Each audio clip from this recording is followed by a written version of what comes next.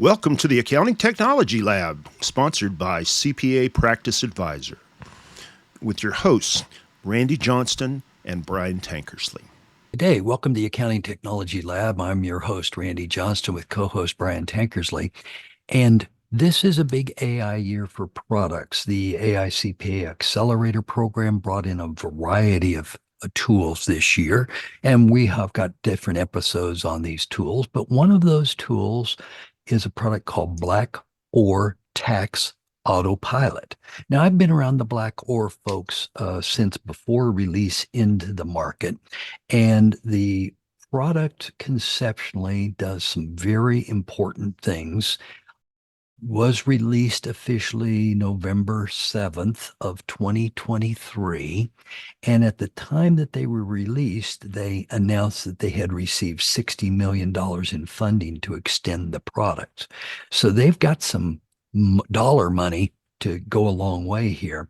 But, in terms of my CPA firms that are on the platform, the reports and the actual results are pretty stunning. So conceptually, just lay it out for you. Brian and I and other Accounting Technology Lab podcasts have talked to you about the likes of the 1040 work paper products, CCH Scan with AutoFlow, Copanion Gruntworks Pro, the SurePrep product. We like them all very well. Most of them started in about the 2006 timeframe. Black Ore, and let's identify issue two. Many of you are still labor constrained, so you've turned to outsourcing.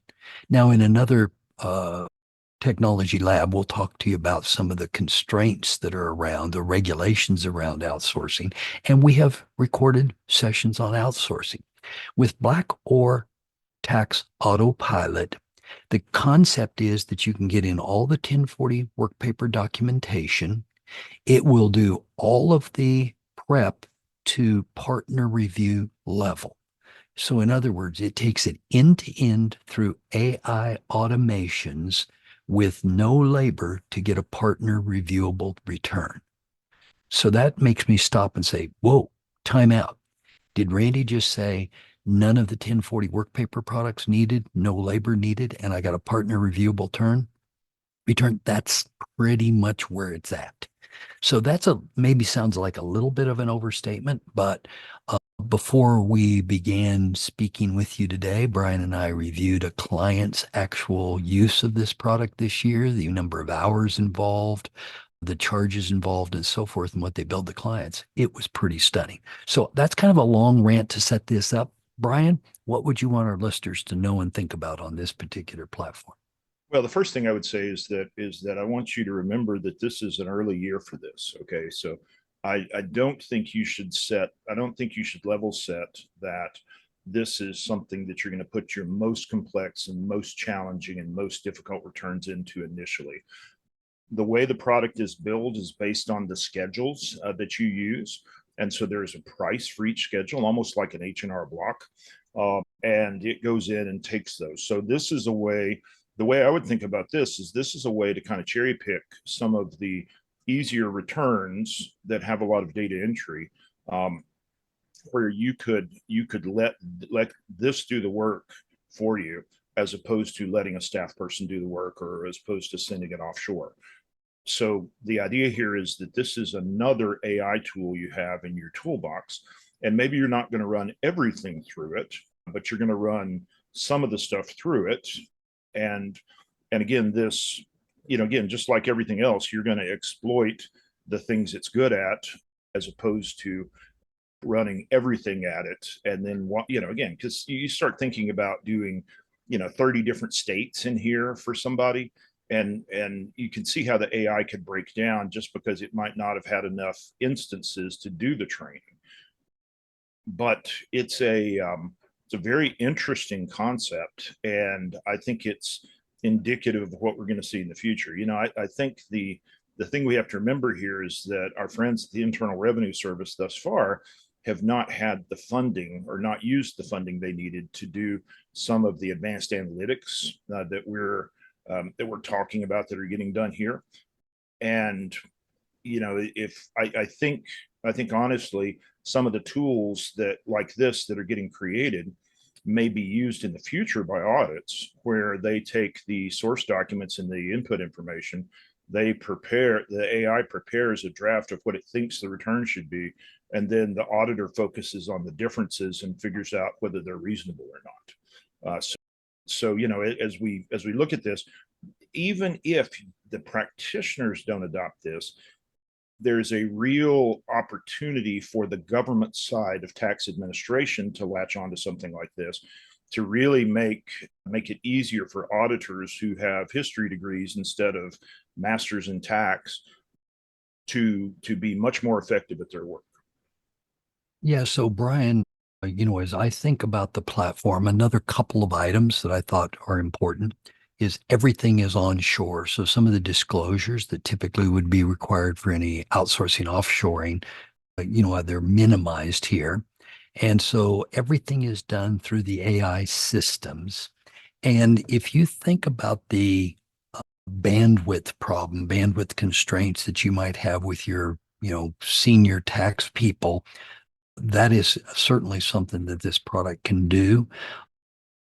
The other, I'll say, attitudinal thing that I've been on this year is if we can get the automation right, so many firms are walking away from 1040 work because they consider it low value, but so much of the opportunities for advisory and other business work is tied to the tax returns that I think firms are unwisely yielding 1040 business if they could do it profitably.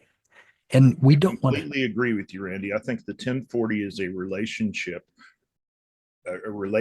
engagement as opposed to necessarily a natively profitable or interesting engagement, because that's the thing that affects what somebody actually keeps, the DTB, dollars to Brian.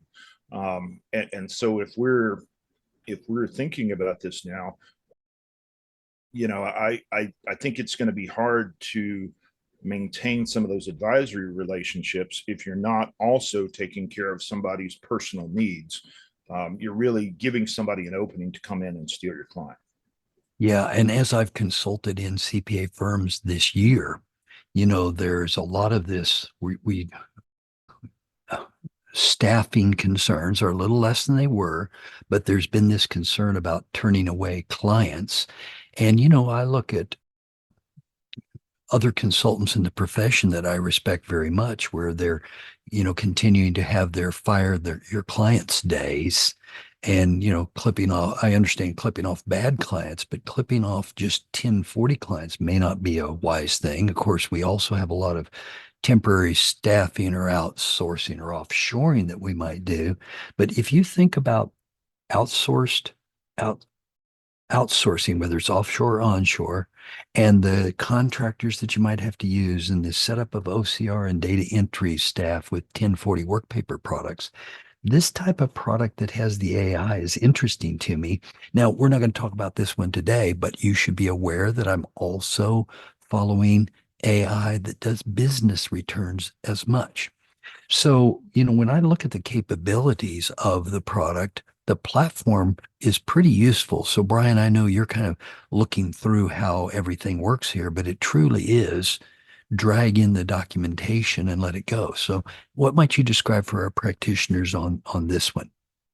Well, it really goes in and takes the documents and then classifies, organizes, and then processes them. And then it can push information back out into your tax software application and actually interact with your tax software application. But the thing about it is that it goes in and again, it creates something that is literally ready for a partner review, including a tie out of all the information. So you can see where the numbers came from and where they went. And, honestly, I think this is something we've been looking for. The thing that I would just suggest to you is that the staffing problem in our profession is maybe not as much about, I think AI is going to have an impact on staffing in our profession, but I think it's going to have more of an impact on the use of outsourcing services and less of an impact on the onshore services. Okay. Because let's be honest here, with some of our outsource providers, we may not feel very comfortable with having them contact our clients directly, but just about everybody's staff they feel comfortable can contact clients directly. So you can delegate tasks to them that maybe you can't to the others. And so the beauty of this tool is that it creates more time for that for that relationship handling, and it gives you a better tool to show, to give you to show you how they, how the AI would present this particular return. If it's a prior year return for somebody, you can go through and run it through this and see pretty quickly at a fairly reasonable price what the AI would have done for that return last year. So, a big picture view on this is if in fact we can get a portal gathering these documents together for us, and we can drop the documentation into the prep software, and we can identify any missing documentation, if you will, through our portal gathering process and have a delivery. What I'm trying to get you to think about is maybe we can have an end-to-end process that's almost completely automated, and that perhaps you could cost effectively compete against some of the retail tax operations in your city and maintain that relationship with the individuals that might lead to other business work, other advisory work, and so forth. So, I'm actually quite excited and quite impressed with the capabilities of the platform to date. If you have not reviewed this and you're thinking about what you do with your individual tax practice before you say we're going to abandon it and just fire our 1040 clients, I'd ask you to consider looking at a tool like this, which may be a path forward, and an AI platform that actually is servicing the profession. I continue to watch for these. I think this one may be there. So, Brian, closing thoughts on Black Ore Tax Autopilot?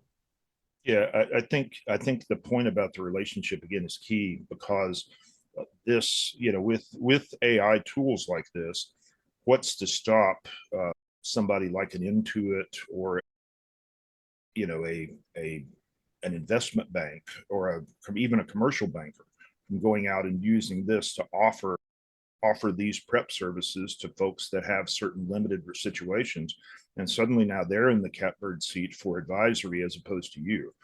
So I think this is a long-term survival tool that you need to be considering. You don't have to adopt it today, but I think you should at least try it, and or try one of the competitors to give yourself a feel for how you can use this to creatively solve the problem of how can I create more productivity, during the peak seasons of the year. Yeah. So, the claims on the website, and you can look at how the automation works on their website. But, their claim is that you can free up billable hours, that you can ignite growth, and that the product works effectively. They're claiming 90% time savings. And I think the clients that I have this working in are seeing more than 90%. They're claiming a 5 times annual ROI, and every calculation that I've done with the client is more than 5x. And, so it's a wonderful start. We're anxious to see how this company does over a period of time. So Brian and I always are looking for the best of the best for your practice. And we think Black Ore Tax Autopilot may be one of those type of tools. We look forward to working with you again in a future technology lab. Thank you for sharing your time with us. We'll be back next Saturday with a new episode of the Technology Lab from CPA Practice Advisor. Have a great week.